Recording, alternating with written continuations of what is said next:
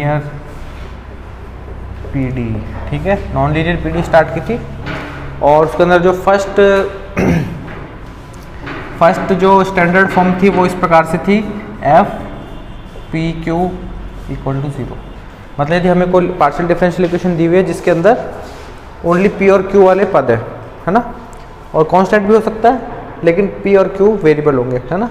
और इसका सॉल्यूशन हमने क्या देखा था, सॉल्यूशन देखा था z equal to A X plus B Y plus C, ये सॉल्यूशन होता था, जहाँ पे ए और बी में क्या संबंध होता था, F A B equal to 0। मतलब p की जगह a रखना है, q की जगह b रख के हम a और b में संबंध निकाल सकते हैं। अब हम आज जो सेकंड रूप देखेंगे, आज जो हम रूप देखेंगे उसके अंदर क्या होगा, एफ जेड पी क्यू। मतलब पी क्यू तो पहले था ही, अब उस इक्वेशन के अंदर जेड वाला पद भी होगा, ठीक है। तो अब इसमें एग्जांपल में देखते हैं हम कि किस तरह से सॉल्व किए जाएंगे।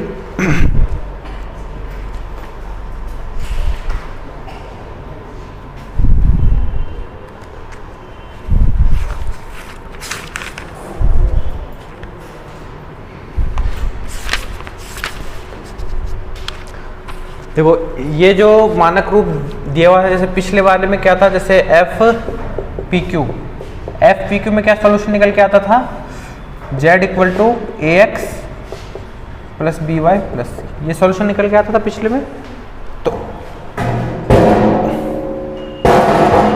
तो यदि इसकी बात करें हम इस वाले केस में, तो इसमें सॉल्यूशन किस प्रकार से लिखा जाएगा, इसमें सॉल्यूशन लिखा जाएगा z equal to F A X plus A Y के रूप में लिखा जाएगा। मतलब जो हमारा आंसर होगा क्या होगा, हमको इस क्या होगा, एक्स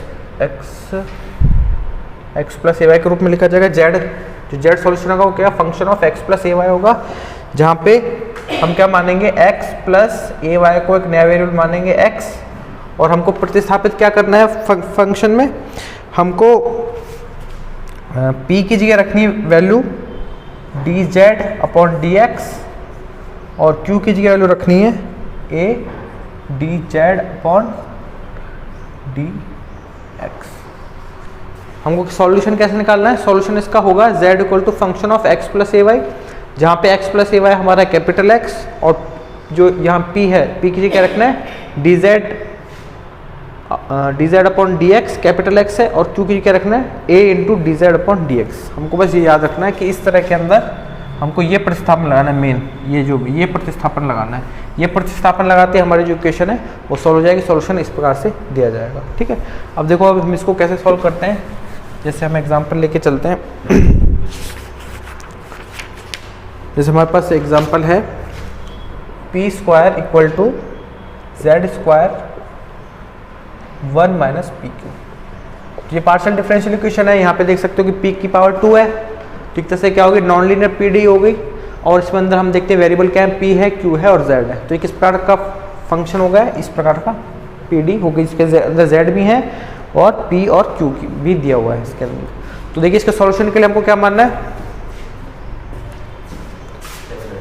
इसमें सॉल्यूशन हमको मानना है, सबसे पहले क्या मान के चलना है, जो p है उसकी जगह क्या रखना है, D Z upon D X, और q की जगह क्या चलना है, a into D Z upon D Z, जहाँ पे ये वैल्यू हमारी ये हो गई। तो हम क्या मान के चलेंगे, x प्लस ए वाई को मानेंगे कैपिटल X,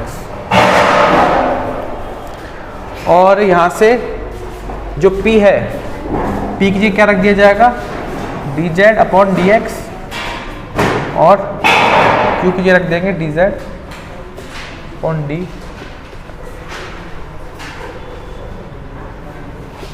ए into D Z upon D, ये हम वैल्यू रख देंगे। तो जैसे हम वैल्यू रखेंगे यहाँ पे,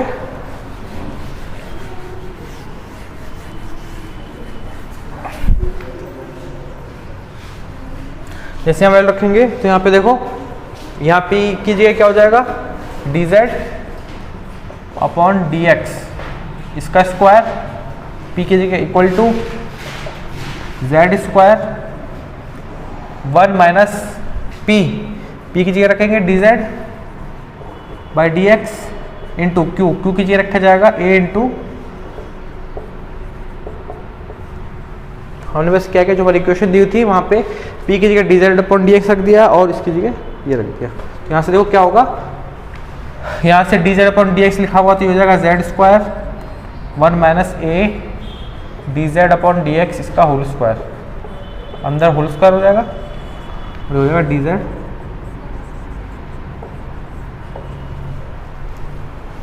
ऐसा होने के बाद यहाँ पे देखो dz/dx का स्क्वायर है, यहाँ पे dz/x का स्क्वायर है, तो इनको लेफ्ट हैंड साइड में लेके आएंगे तो यहाँ से क्या हो जाएगा dz/dx। अब देखो इसको कैसे करेंगे हम, इसको ऐसे लिखते हैं dz/dx इसका whole square equal to z² minus a z²। यहाँ से इसको लेके आएंगे तो इधर हो जाएगा dz/dx का whole square 1 plus a z² equal to z²। हम एक लेफ्ट हैंड साइड में लेके आ गए इसको,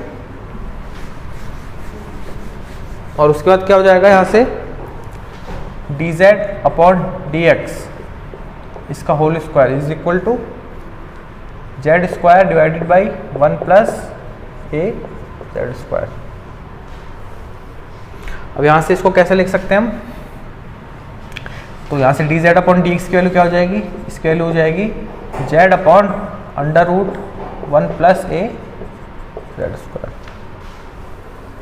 अब यहाँ से हमको देख सकते हैं कि dz/dx के अंदर जो वेरिएबल है सारे हमको क्या दिए, z के रूप में दिए हुए हैं, तो यहाँ से हम इसको कैसे लिख सकते हैं, इसको हम ऐसे लिख सकते हैं 1 plus a z² divided by z into dz बराबर dx। यहाँ सेपरेट कर सकते हैं z वेरिएबल एक साइड और x वेरिएबल एक साइड। अब यहाँ से हम आसानी से इसका समाकलन कर सकते हैं, ठीक है। तो समाकलन करेंगे इसका,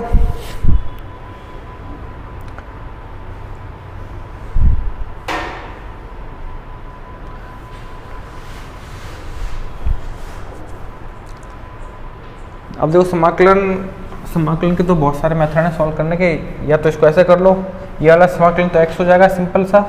ये समाकलन को सॉल्व करने के लिए क्या करोगे, इसको ऊपर नीचे हम इससे गुणा करेंगे अंडर रूट से, under root 1 plus a z² से मल्टीप्लाई करेंगे तो ये हो जाएगा 1 plus a z² divided by z under root 1 plus a z²। ये इस प्रकार हमने क्या किया, ऊपर भी मल्टीप्लाई कर दिया 1 प्लस a z² के अंडर रूट से, नीचे भी मल्टीप्लाई कर दिया, जिससे ऊपर अंडर रूट हट किया गया इसको। अब इसको हम खोल के कैसे ले सकते हैं, इसे लिख सकते हैं 1 प्लस z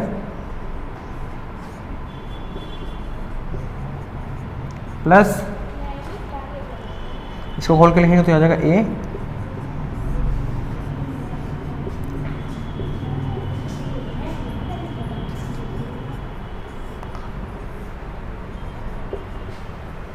कैसे किया। अब इसको 1 के अंदर भाग गया तो ये आ गया, इसको इसमें भाग देंगे तो z² है, z है तो z कट के ऐसे हो जाएगा, ठीक है। अब हम इसको देखो आसानी से सॉल्व कर सकते हैं। यहाँ पे यदि इस समाकलन को सॉल्व करेंगे तो यहाँ से यदि z² को हम t मानेंगे, इस समाकलन की बात करें यहाँ से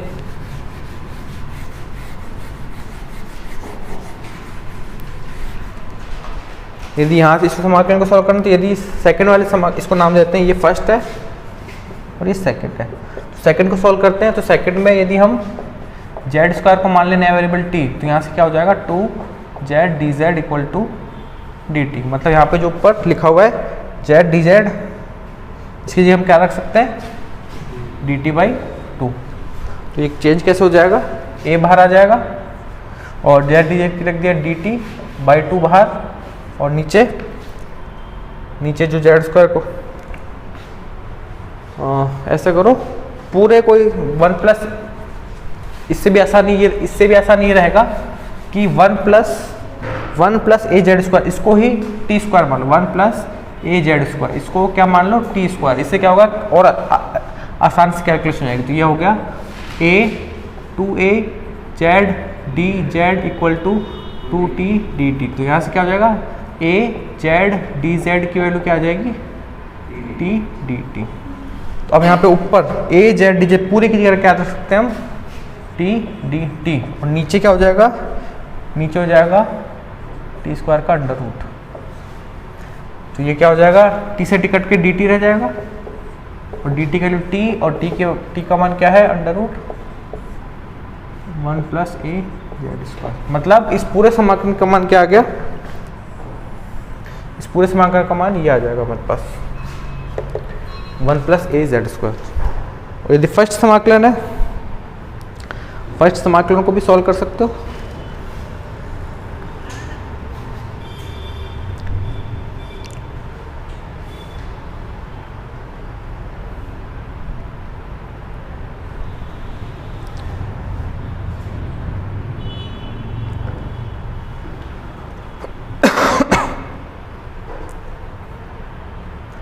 ठीक है, तो यहाँ फर्स्ट समाकलन सॉल्व करेंगे।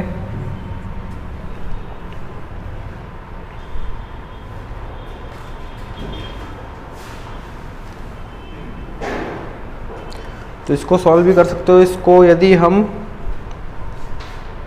वापस 1 प्लस ए जेड स्क्वायर को टी स्क्वायर माने वापस, तो यहाँ से डी जेड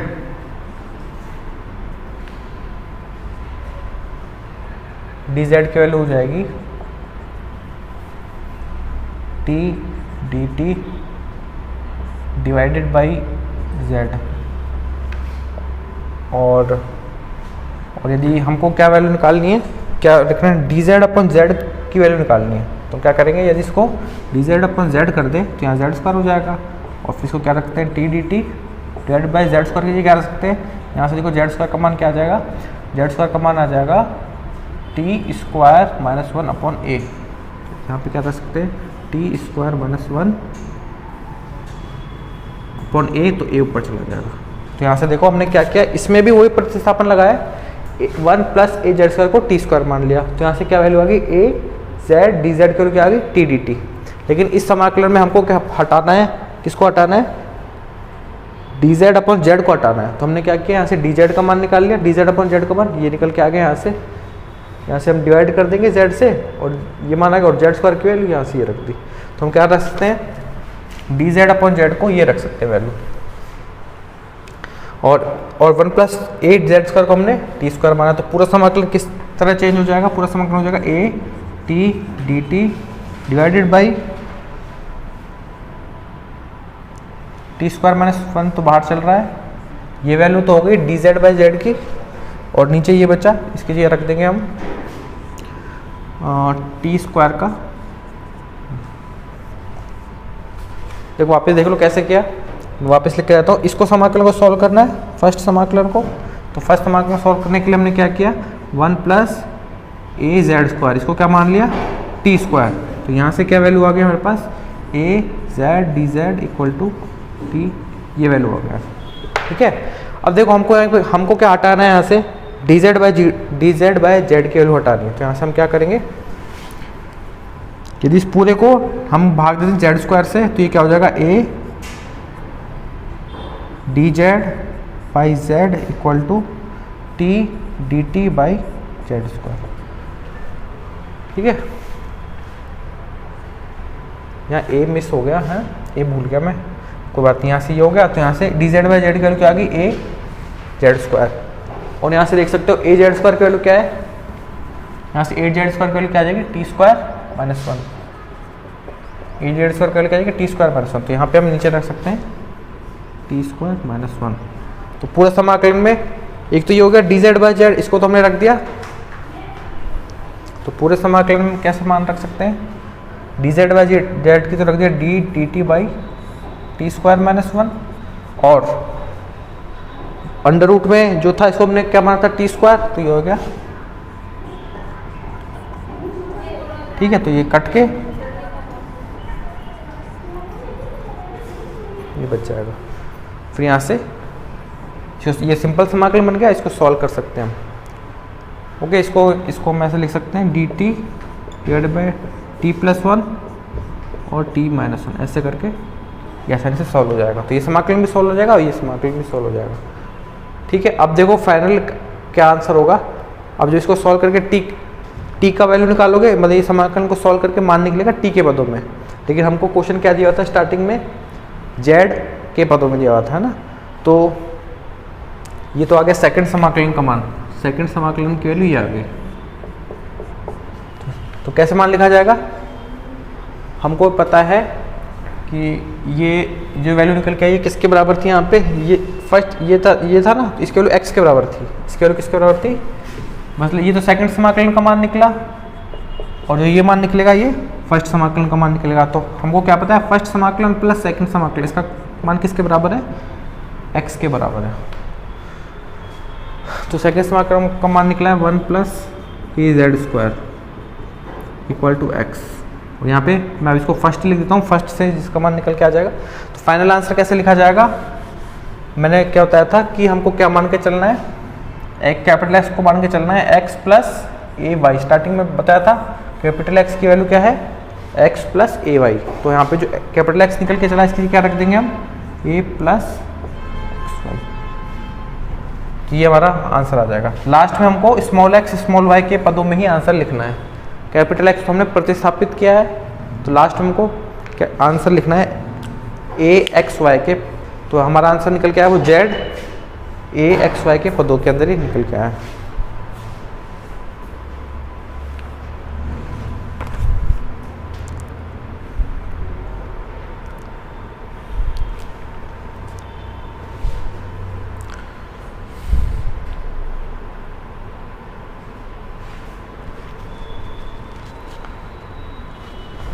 अब जैसे हम इस पे एक और क्वेश्चन देखते हैं।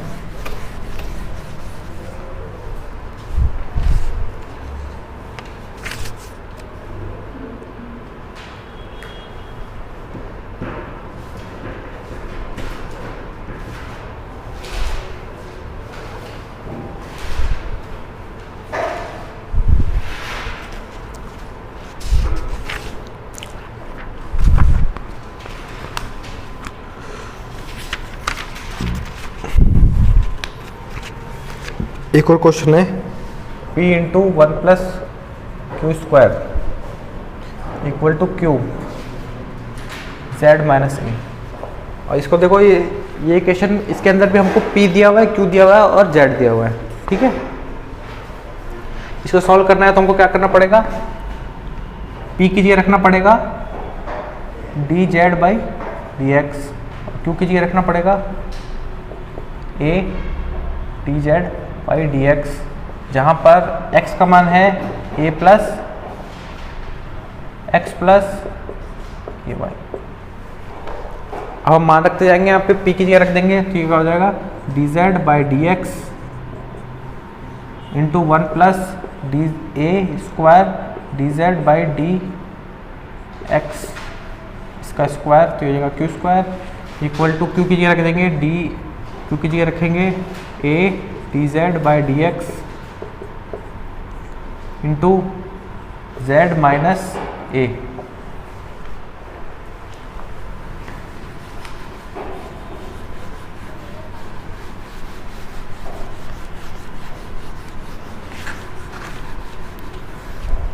ये भी रख दिया, ठीक है। अब यदि इसको हम सॉल्व करते हैं तो यहाँ से देखो ये क्या हो जाएगा, D Z by D x plus A square D Z by D X, ये हो जाएगा 1 प्लस स्क्वायर, ये ना, हाँ, ये जगह 1 cube equal to A D Z by D X into Z minus A D Z by D X into square.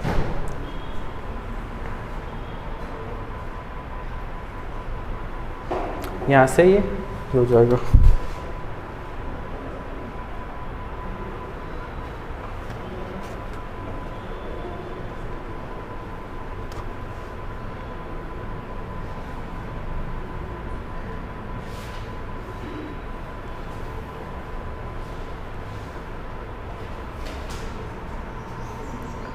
ठीक है। अब देखो यहाँ से यहाँ से हम देखते हैं कि या तो यहाँ से भी दिख रहा है कि यहाँ पे देखो D Z by D x है, यहाँ पे भी D Z by D x है, या तो यहाँ से भी दिख रहा है कि कॉमन के अंदर हमको D Z by D x यहाँ पे भी दिख रहा है, यहाँ पे दिख रहा है। एक तरह से हम क्या कर सकते हैं, इस पूरे में से क्या कर सकते हैं, D Z by D x को दोनों साइड से हटा सकते हैं। यहाँ से लेफ्ट हैंड साइड में बच जाएगा 1 plus A square D Z by D X इसका whole square equal to A Z minus A. देखो क्या किया हमने, इसको ऐसे लिख दो, या फिर यहाँ से भी क्या कर सकते हैं, यहाँ पे भी D Z by D x गुणा में, यहाँ पे भी D Z by D x गुणा में, दोनों साइड से हटके ये इस प्रकार से इक्वेशन बन जाएगी। और यहाँ से अभी यहाँ से मान निकाल सकते हो, तो ये हो जाएगा +1 है तो इधर जाके -1 हो जाएगा, और ए स्क्वायर का भाग लग जाएगा इस साइड, तो ये ए स्क्वायर का भाग लग जाएगा, तो हमारे पास ये समीकरण बन जाएगी D Z by D x की वैल्यू ये हो जाएगी।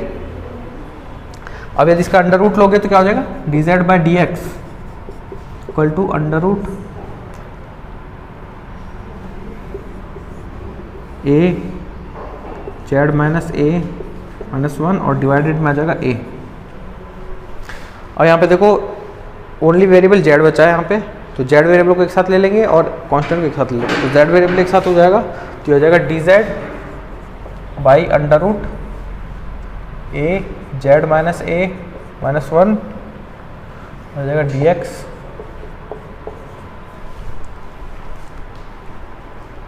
अब इसको सॉल्व कर सकते हो।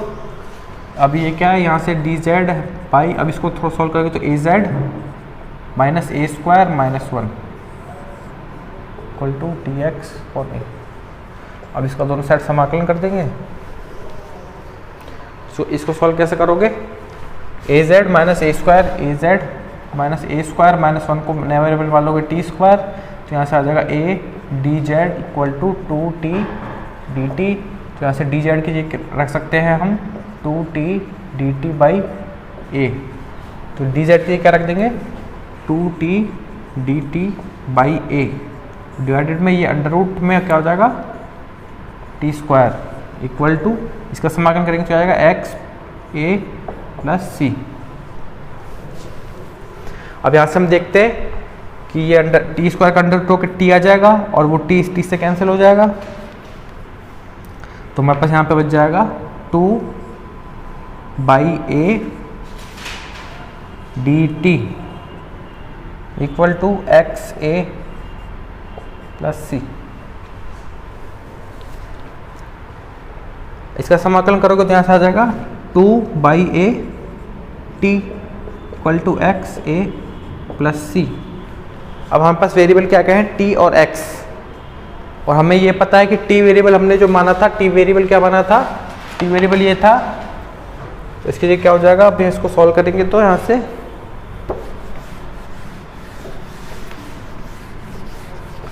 अब देखो यहाँ से सॉल्व करोगे तो 2 बाई ए लिखा हुआ है, टी की जी क्या मान रख देंगे under root A Z minus A square minus 1, ये तो हो गया टी का मान इक्वल टू एक्स, एक्स के देखो क्या रखा जाएगा एक्स प्लस ए वाई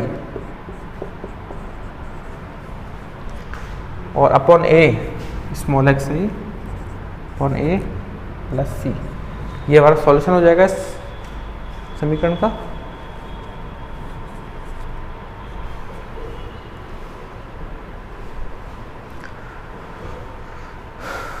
ठीक है,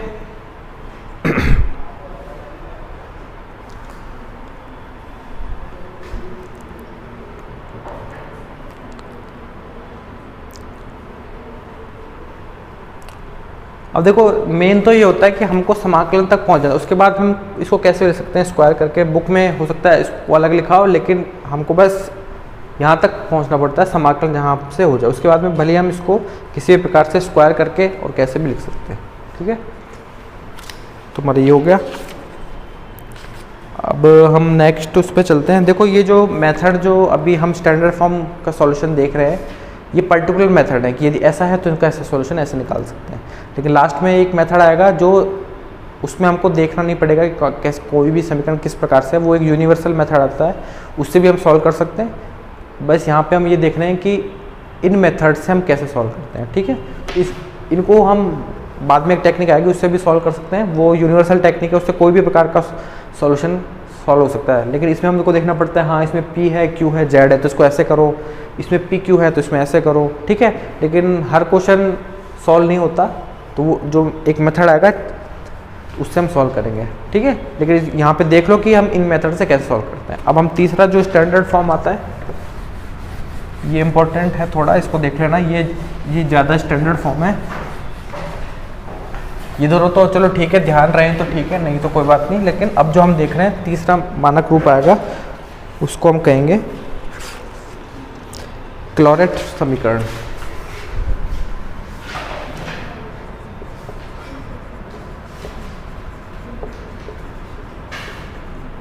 फॉर्म थर्ड ये है क्लॉरेट समीकरण, जहाँ पे हमारी समीकरण होती है z equal to P X plus Q Y plus F. हमको अब जो समीकरण दी होगी, डिफरेंशियल इक्वेशन की जो समीकरण दी होगी मानक रूप में, वो इस प्रकार से दी होगी, समीकरण इस प्रकार से दी होगी, z equal to P X plus Q Y plus F P Q के फॉर्म में दी होगी। तो यदि इसका सॉल्यूशन हम लिखेंगे तो डायरेक्ट एक लाइन का सॉल्यूशन होता है। इसका सॉल्यूशन डायरेक्ट हम लिख देते हैं z equal to A X plus B Y plus F A B, ये डायरेक्ट सॉल्यूशन लिखा जाता है इसका। यदि कोई भी यदि कोई भी पार्शियल डिफरेंशियल इक्वेशन इस रूप में दी हुई है तो उसका डायरेक्ट सॉल्यूशन किस प्रकार से लिखा जाएगा, इस प्रकार से, जहाँ पे p की जगह हमने रख दिया a और q की जगह रख दिया b, ठीक है। इसको कहते हैं क्लॉरेट समीकरण।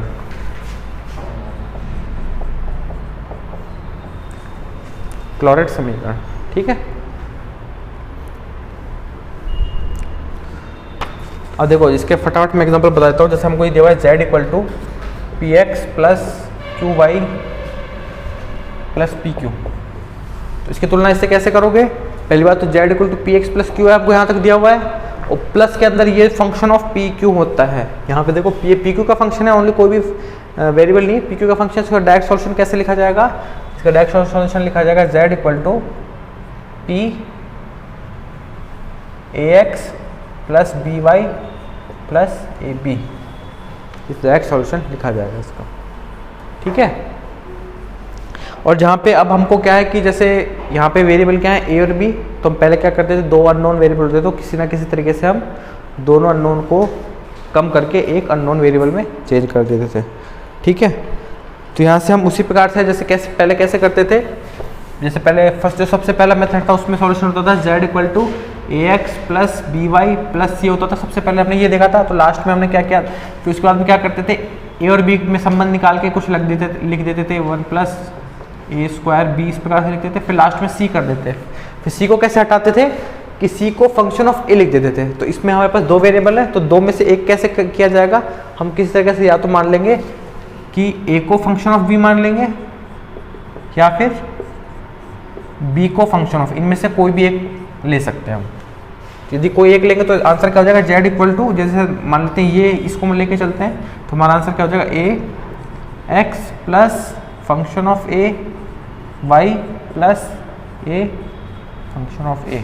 जहाँ पर फाई हम कैसे निकालेंगे, इस पूरे समीकरण को ए के सापेक्ष आंशिक अवकलन कर देंगे, तो यहाँ से हमारे पास जो फाई फंक्शन है उसका मान निकल जाएगा, ठीक है। इससे मतलब सबसे छोटा फॉर्म होता है, स्टैंडर्ड फॉर्म होता है क्लॉरेट फॉर्म। यदि समीकरण इस प्रकार से है तो उसका आंसर इस प्रकार से लिखा जाएगा, ठीक है। अब इस पर और एग्जांपल देखो, जैसे ये है हमारे पास, देखो इसके अंदर एक टॉपिक आता है बुक में, सिंगुलर सॉल्यूशन भी निकाला हुआ है। तो सिंगुलर सॉल्यूशन जो का टॉपिक आएगा वो अब अभी मैं नहीं बता रहा, क्योंकि सिंगुलर सॉल्यूशन का एक अलग से चैप्टर आता है ऑर्डिनरी डिफरेंशियल इक्वेशन में, तो वहाँ पे हम देखेंगे कि सिंगुलर सॉल्यूशन कैसे निकालना है। इसमें हम केवल जनरल सॉल्यूशन निकालना सीख रहे हैं, ठीक है। तो इसका ये जनरल सॉल्यूशन है, ठीक है। ये क्या है, जनरल सॉल्यूशन। सिंगुलर सॉल्यूशन अभी हम डिस्कस नहीं कर रहे, वो बाद में बताऊंगा मैं। और जैसे दूसरा एग्जांपल है z equal to P X plus Q Y plus C under root 1 plus P square plus Q square. जैसे ये हमको दी हुई एक समीकरण, तो ये इसकी तुलना हम इससे करते हैं, तो यहाँ पे फंक्शन ऑफ, जैसे फंक्शन ऑफ पी क्यू क्या हो जाएगा, फंक्शन ऑफ पी क्यू ये हो जाएगा, और ये इस रूप में है, तो इसका आंसर क्या हो जाएगा, z equal to A X plus B Y plus C into 1 plus A square plus B square. अब यहाँ पे हम किसी एक वेरिएबल को हटाना चाहें तो किसी एक वेरिएबल को लिख सकते हैं फाई ऑफ बी और वहाँ से इसको सॉल्यूशन निकाल सकते हैं। ठीक है, तो सबसे स्टैंडर्ड फॉर्म होती है क्लोराइड फॉर्म, तो इसका डायरेक्ट सॉल्यूशन लिखा जा सकता है।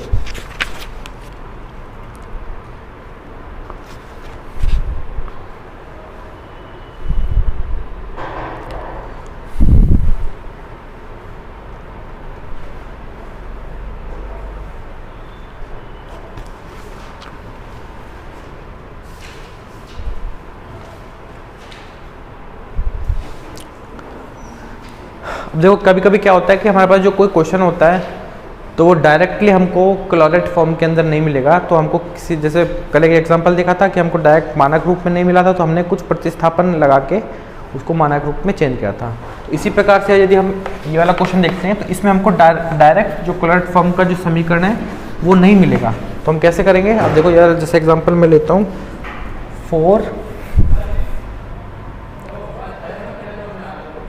4xyz equal to P Q plus 2p X square Y plus 2q X Y square, जैसे ये दिया हुआ है ना। अब इस समीकरण को देखोगे तो डायरेक्ट हम नहीं लगा सकते इसमें क्लोराइड फॉर्म, डायरेक्ट ये क्लोराइड फॉर्म के रूप में नहीं है। px plus Q Y plus function of P Q के रूप में नहीं है डायरेक्ट, लेकिन हम इसमें ऐसा कुछ प्रतिस्थापन कर सकते हैं जिससे कि ये जो समीकरण है वो क्लोराइड फॉर्म में डायरेक्ट चेंज हो सकता है। तो इसमें प्रतिस्थापन हम कैसे लगाएंगे, यदि हम यहाँ पे माने कि एक्स स्क्वायर, जो यहाँ पे एक्स स्क्वायर इसको मान लें कैपिटल एक्स और जो वाई स्क्वायर है इसको यदि हम मान लें कैपिटल वाई, तो ऐसा करने से हमारे पास क्या होगा, देखो ऐसा करने से क्या होगा, यहाँ पे ये याद रखना कि जो p होता है, जो p की वैल्यू क्या होती है, p की वैल्यू होती है partial z over partial x, ऐसी q की वैल्यू क्या होती है partial z over partial y। जैसे हमने प्रतिस्थापन लगाएंगे तो यहाँ से क्या हो जाएगा, यहाँ से हो जाएगा 2x dx upon dx equal 2x dx equal to dx, और ऐसे यहाँ से क्या हो जाएगा 2y dy equal to d capital Y। यहाँ से दोनों प्रतिस्थापन लगाया तो यहाँ से ये लिख सकते हैं। ठीक है, अब बस हमको ये करना है, यहाँ पे देखो स्मॉल p है वो ये था, स्मॉल q ये था। अब हमने क्या किया, वेरिएबल जो स्मॉल थे उनको क्या कर दिया, कैपिटल कर दिया। तो कल भी मैंने ऐसा प्रतिस्थापन बताया था। अब हमारे पास जो स्मॉल p है, यदि वो कैपिटल p की बात करें तो कैपिटल p में क्या हो जाएगा, ये हो जाएगा capital z over capital x। Small का मतलब है कि स्मॉल x के सापेक्ष में हम कर रहे हैं। इसी प्रकार से यदि हम कैपिटल Q की बात करें, कैपिटल Q क्या हो जाएगा, ये हो जाएगा। ठीक है, अब देखो हमारे क्वेश्चन के अंदर पहली बात तो इस प्रतिस्थापन से, इन दोनों प्रतिस्थापन से क्या होगा कि जहां जहां स्मॉल वेरिएबल है एक्स वाई वो सारे कैपिटल में कन्वर्ट हो जाएंगे, और इस प्रतिस्थापन से क्या होगा कि जो स्मॉल p है वो कन्वर्ट हो जाएगा कैपिटल P में, स्मॉल q कन्वर्ट हो जाएगा कैपिटल Q में। अब हमको इनको भी थोड़ा चेंज करना है। तो यदि हम अब स्मॉल p की बात करें तो स्मॉल p की वैल्यू क्या है,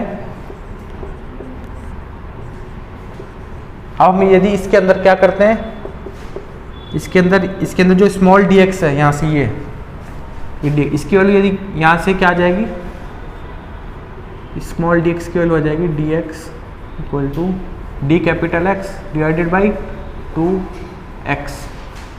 इसी प्रकार से d कैपिटल स्मॉल y की वैल्यू आ जाएगी d capital Y upon 2 small y, और यहाँ से हम रख सकते हैं इसको d कैपिटल X अपॉन 2, और x की वैल्यू क्या हो जाएगी यहाँ से अंडर रूट x, इस पर से हो जाएगी dy अपॉन 2 कैपिटल Y। अब देखो यहाँ से स्मॉल p को भी हमको कैपिटल P में कन्वर्ट करना है, तो कैसे करेंगे, स्मॉल p की वैल्यू ये हो गई। यहाँ से देखो एक तरह से ये d है, वो da की बात है। यदि हम यहाँ से स्मॉल dx की वैल्यू क्या रख दें, capital dx upon 2 under root x, इसकी वैल्यू क्या आ जाएगी capital upon 2 under root x, तो ये वैल्यू क्या हो जाएगी 2 under root X D Z upon D capital X. अब यहाँ से देखो कि डी जेड अपॉन डी इसके वैल्यू क्या है कैपिटल पी, तो इसको हम क्या लिख सकते हैं 2 under root X into capital P.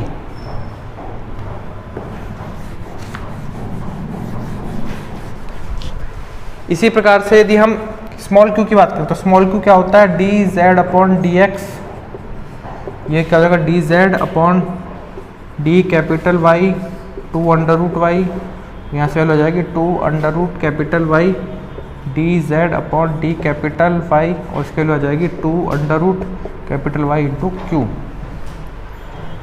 मतलब हम ये दोनों प्रतिस्थापन से तो क्या होगा कि small X Y capital X Y में कन्वर्ट हो जाएंगे, लेकिन हमको स्मॉल पी और स्मॉल क्यू को भी कैपिटल पी और कैपिटल क्यू में कन्वर्ट करना पड़ेगा। तो यहाँ से हमने क्या किया कैपिटल पी में कैपिटल स्मॉल पी और कैपिटल पी में संबंध निकाल लिया। ये तो है स्मॉल पी और ये है कैपिटल पी। तो यहाँ से क्या संबंध आ गया स्मॉल पी की वैल्यू आ गई 2 under root capital X into capital P, और यहाँ से क्या स्मॉल क्यू की वैल्यू आ गई 2 under root capital Y into capital Q. तो यहाँ से हम क्या रख सकते हैं स्मॉल पी और स्मॉल क्यू की वैल्यू भी रख सकते हैं, जिससे वो कैपिटल में कन्वर्ट हो जाएंगे। ठीक है, अब हम क्या करते हैं इन सारी वैल्यूज़ को समीकरण में रख देते हैं। अभी तक हमने क्या करा ओनली प्रतिस्थापन निकाले, इन सभी प्रतिस्थापनों को इक्वेशन में रख देते हैं। तो यहाँ रखेंगे 4, तो 4 स्मॉल एक्स की वैल्यू है under root X, small Y की वैल्यू है अंडर रूट वाई, जेड तो पहले जैसा ही है small Z equal to P into Q. P into Q की क्या रखे पी इंटू क्यू की वैल्यू क्या हो जाएगी इधर से 4 under root X under root Y into capital P into capital Q plus 2 small P की वैल्यू क्या है ये, तो into 2 into under root X into capital P. फिर क्या रखना है एक्स स्क्वायर की वैल्यू क्या है कैपिटल एक्स, तो क्या कैपिटल एक्स इंटू वाई की वैल्यू क्या है वाई की वैल्यू यहाँ से देखोगे स्मॉल वाई की वैल्यू अंडर रूट वाई, तो आ जाएगा under root Y plus 2 into Q small Q की वैल्यू क्या है यहाँ से 2 under root Y into Q. उसके बाद है एक्स की वैल्यू क्या है यहाँ से अंडर रूट एक्स और वाई स्क्वायर की वैल्यू क्या है कैपिटल वाई। तो हमने क्या किया इस पूरे समीकरण को जो सारे वेरिएबल थे सबसे पहले तो हमने जो प्रतिस्थापन लगाया है वहाँ से एक्स स्क्वायर और वाई स्क्वायर की वैल्यू निकाल ली, फिर इसकी मदद से स्मॉल पी और स्मॉल क्यू की वैल्यू निकाल ली कैपिटल पी और कैपिटल क्यू के पदों में। उसके बाद कुछ नहीं किया 4 की जगह 4 एक्स की जगह रख दिया अंडर रूट एक्स, वाई की जगह अंडर रूट वाई, जेड की जगह जेड हो रहा, पी क्यू की जगह ये वैल्यू रख दी प्लस 2 इंटू पी की वैल्यू ये हो गई 2 under root X P into X square की वैल्यू ये, और ये हो गई वाई की वैल्यू अंडर रूट वाई। इस प्रकार से सारी वैल्यू हो गई। अब हमारी जो इक्वेशन थी ये सारी स्मॉल वेरिएबल में थी, अब ये जो इक्वेशन बनी है किस में होगी कैपिटल वाले वेरिएबल में होगी। तो यहाँ से हम देखते हैं पहली बात तो कि लेफ्ट हैंड साइड में अंडर रूट एक्स और अंडर रूट वाई है, राइट हैंड साइड में यहाँ भी under root X under root Y है, इस वाले में भी under root X under root Y है, इसमें भी under root X.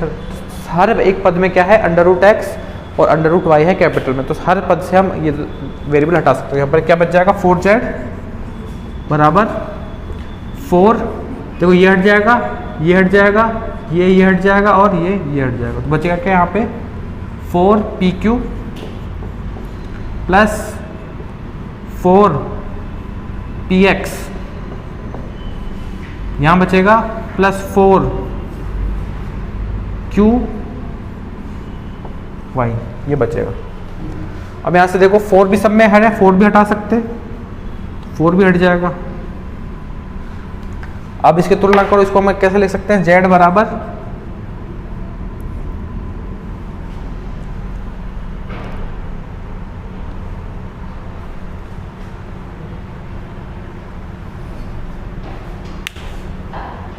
P Q P X Q Y, यहाँ क्यू वाई आएगा P X plus Q Y plus P Q. अब देखो ये निकल के आ गई इक्वेशन, इसमें कन्वर्ट हो गई। और यदि हम इसकी मानक समीकरण क्लोरेट फॉर्म की समीकरण क्या थी?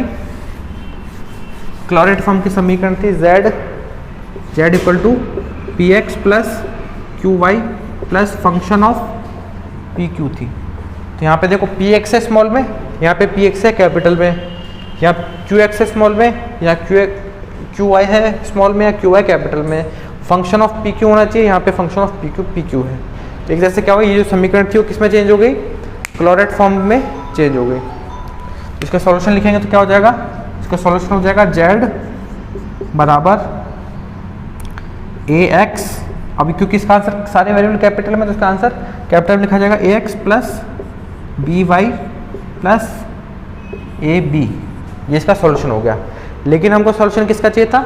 स्मॉल वेरिएबल में चाहिए था। तो यहाँ पे हम जो प्रतिस्थापन लगाए हैं एक्स स्क्वायर वो रख सकते हैं। तो यहाँ से जेड वैल्यू क्या हो जाएगी? A x square plus B Y square plus A B. तो ये तो सॉल्यूशन आ गया इसका, और जो ये सॉल्यूशन आया वो किसका आ गया? ओरिजिनल समीकरण का सॉल्यूशन। ठीक है, यहाँ पे कैपिटल एस की जगह हमने ये रख दिया, कैपिटल वाई की जगह वापस वाई स्क्वायर रख दिया, और ये भी आ गया। अब यहाँ पे हम वापस रख सकते हैं फाइव को, लिख सकते हैं फंक्शन ऑफ पी, यहाँ से वापस सॉल्यूशन निकाल सकते हैं। ठीक है, तो हम यहाँ से प्रतिस्थापन से क्या हुआ कि जो समीकरण थी ये क्लोराइड फॉर्म में नहीं थी, इसको हमने किस में चेंज कर दिया? क्लोराइड फॉर्म में चेंज कर दिया। ठीक है, तो क्लोराइड फॉर्म में हमेशा याद रखना है कि यदि कोई भी समीकरण इस प्रकार से, इसको डायरेक्ट समीकरण डायरेक्ट आंसर कैसे लिखा जाएगा? A X plus B Y plus function of A और बी करके डायरेक्ट हम लिख सकते हैं।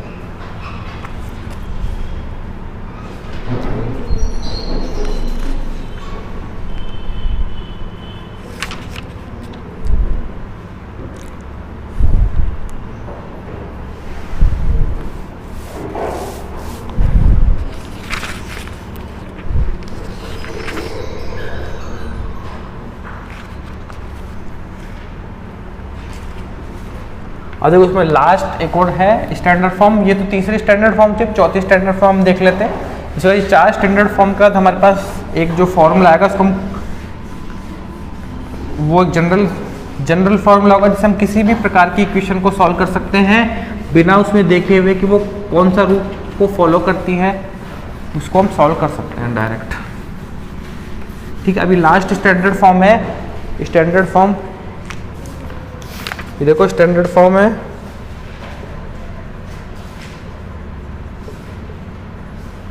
Fourth standard form.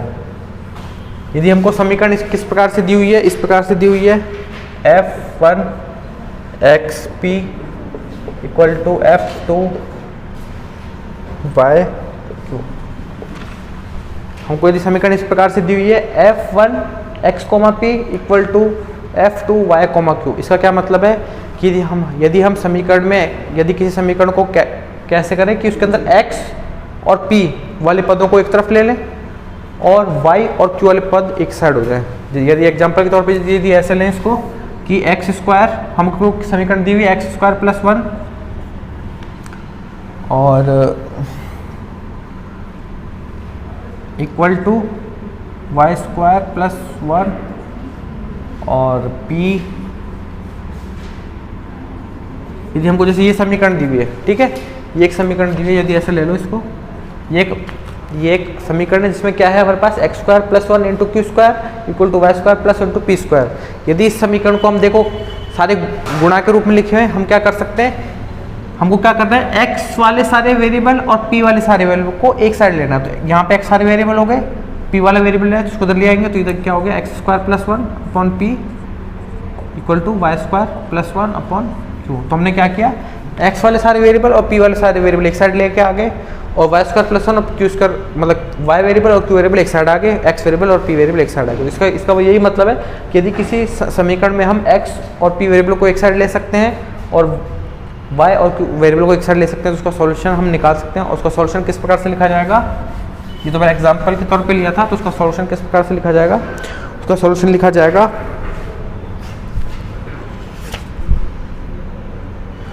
उसका सॉल्यूशन कैसे लिखेंगे, उसका सॉल्यूशन लिखेंगे हम p की वैल्यू तो रख देंगे f1 xa, ठीक है, p की जगह रख देंगे f1 xa और q की जगह रख देंगे f2 ya, और उसका जो सॉल्यूशन लिखा जाएगा उस प्रकार से लिखा जाएगा dz इसकी जो सॉल्यूशन की समीकरण बनेगी वो बनेगी D Z equal to P D x plus Q D Y. हमको ये जो समीकरण है ये समीकरण देगी solution.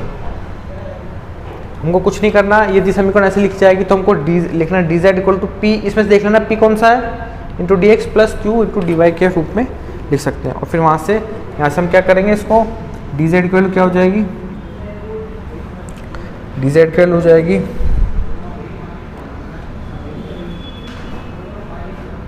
f1 x a d x plus f2 y a d y. यहाँ से इसका समाकलन कर देंगे। हमने क्या किया, यहाँ से लिखा था तो p की जगह तो फिर ये लिख देंगे और q की जगह ये लिख के यही समाकलन करके सॉल्व कर देंगे। अच्छा एग्जांपल देखो, जैसे फर्स्ट हमको दिया हुआ है p Q equal to x y, ये समीकरण जो है ये सारे गुणनखंड के समीकरण है। तो हम क्या कर सकते हैं, इसमें से p और x को एक साइड कर सकते हैं, y और q को एक साइड कर सकते हैं। तो p और x को एक साइड करेंगे तो क्या हो जाएगा, p upon x equal to q upon y. तो ये किस रूप में हो गई ये समीकरण, f1 x p equal to f2 y, इस रूप में हो गई। ठीक है, तो ये इस रूप में लिखे तो हमको क्या करना है,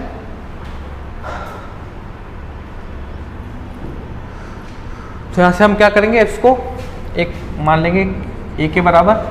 तो यहाँ से जैसे हम यहाँ पे क्या मान निकाला है, p का और q का मान निकाला है। तो वो मान कैसे निकाला है हमने, इन्होंने क्या किया, जैसे इसको ये दोनों बराबर थे, इसको a मान लिया। तो अब पहला स्टेप क्या है, p और q के मान निकालना। तो जैसे इसको a के बराबर रखेंगे तो p का मान क्या आ जाएगा, p का मान आ जाएगा एक्स ए यहाँ से। इसी प्रकार से q का मान निकालेंगे तो q का मान क्या आ जाएगा, इन दोनों को बराबर करेंगे तो वाई ए। इक्वल के बाद में जैसे हमने पी और क्यू के मान निकाल लिए, पी और क्यू के मान निकालेंगे तो आंसर कैसे लिखा जाएगा, आंसर इस प्रकार से लिखा जाएगा। आंसर क्या हो जाएगा, डी जेड बराबर p D x plus Q D y. तो पी का मान ये है p into d x plus q का मान इंटू डी वाई। ये समीकरण हो जाएगी सॉल्यूशन की। P into d x plus q into d y करके मान निकालेंगे तो z का आ जाएगा, z equal to A x square by 2 plus A y square by 2 plus, यह आंसर हो जाएगा।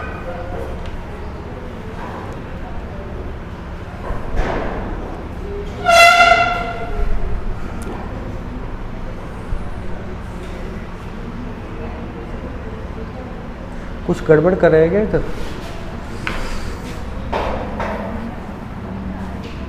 ऐसे नहीं होगा ये। p अपॉन एक्स आएगा तो y अपॉन क्यू होगा। ये थोड़ा गड़बड़ हो गई यहाँ से, ये देख लेना। तो इसको करेंगे तो यहाँ से p का वैल्यू तो x से आ जाएगी और q की वैल्यू क्या आ जाएगी, y अपॉन ए। और फिर यहाँ पे रखेंगे y अपॉन ए।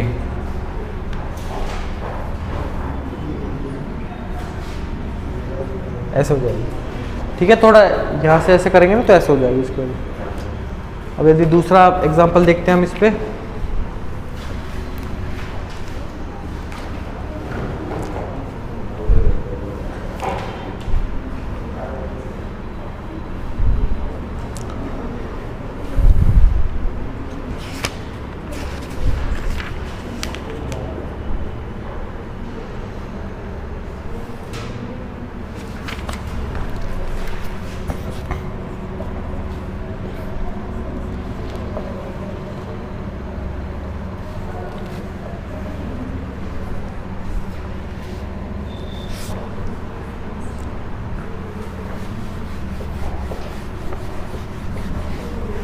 हमारे पास है z square into p, z square into p plus q equal to x square plus Y square. तो ये क्या हम यहाँ से एक्स और पी वाले वेरिएबल एक साइड कर सकते हैं। यदि हम देखो इसको ऐसे लिखें, z square p plus z square q equal to x square minus square plus Y square. अब देखो यहाँ से हम क्या कर सकते हैं कि p और जैसे यहाँ पे है p और यहाँ पे x, इसको ऐसे लिया है तो क्या हो जाएगा z square p minus x square, और राइट साइड में क्या हो जाएगा y square minus z square q. तो यहाँ से देखो x p और x जो वेरिएबल थे वो एक साइड हो गए, y और q वाले वेरिएबल एक साइड हो गए, तो ये दोनों बराबर हो गए। तो हमको क्या करेंगे, इसको एक इक्वल टू a मान लेंगे, और फिर हमको क्या निकालना है, p और q की वैल्यू निकालनी। तो यहाँ से तो निकल जाएगी p की वैल्यू, जब इसको a के बराबर करेंगे और इसको जब a के बराबर करेंगे तो q की वैल्यू निकल जाएगी। तो जब इसको इसके बराबर करेंगे तो क्या हो जाएगा z square p minus x square बराबर a। तो यहाँ से p की वैल्यू क्या आ गई, p बराबर x square plus a upon. इसी प्रकार से यहाँ से जब इसको a के बराबर करेंगे तो यहाँ से वैल्यू क्या आ जाएगी, क्योंकि y square minus a divided by Z square, ये आ जाएगी q की वैल्यू।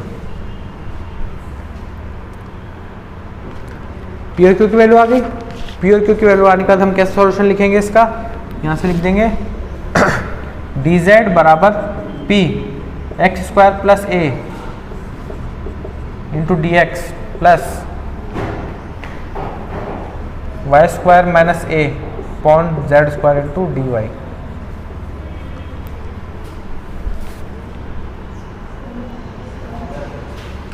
ठीक है, अब इसको इधर ले आएंगे तो ये होगा Z square D Z equal to x square plus a D x plus, अब बस इसका समाकलन कर देंगे तो हो जाएगा Z cube by 3 equal to X cube by 3 plus A X plus Y square Y cube by 3 minus A Y plus C. ये सॉल्यूशन हो जाएगा इसका।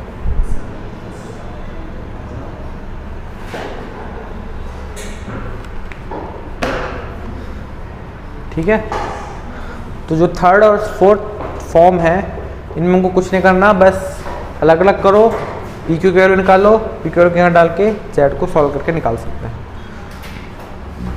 तो हमारे 4 स्टैंडर्ड फॉर्म कंप्लीट हो गई, और कल से हम देखेंगे,